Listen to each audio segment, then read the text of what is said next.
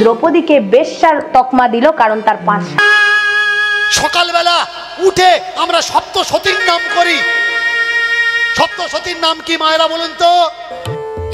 আমরা যদি শাস্ত্র গ্রন্থগুলো মিলিয়ে দেখি পুঙ্খানুপুঙ্খভাবে অসংখ্য সতী নারীর সন্ধান পাবো এই ভারতবর্ষে।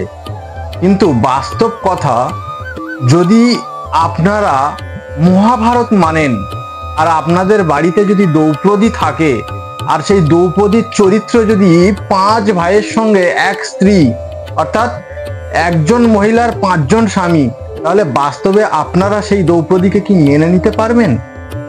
যদি না মেনে নিতে পারবেন, তাহলে আপনারা এই শাস্ত্র গ্রন্থগুলোকে মানছেন কিভাবে?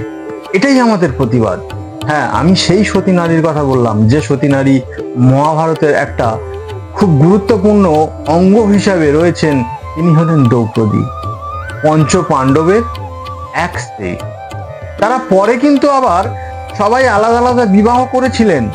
তাহলে এই 5 ভাইয়ের সঙ্গে এক নারীকে যুক্ত করে ভারতবর্ষের সংস্কৃতিকে কিভাবে কালিমালিপ্ত করা হলো, আশা করি আপনাদের সামনে তুলে ধরতে পারলাম। তারা কুন্তী, মন্দোদরী, দ্রৌপদী আর অহল্যা, 5টা সতী, তাই তো?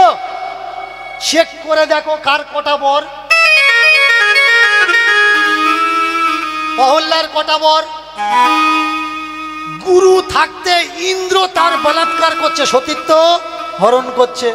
তাহলে শিষ্য বলাৎকার করছে, তবুও সে সতী।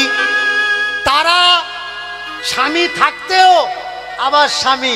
মন্দোদরী, রাবণ মরে যাওয়ার পরে মন্দোদরীকে কে বিয়ে করেছে? বিভীষণ। বিভীষণকে লাথি মেরে তাড়িয়ে দিয়ে রাবণ কি করেছে? বিভীষণের স্ত্রীকে বিয়ে করেছিল। দেখেছেন? এর জন্য বলি পড়াশুনো করো।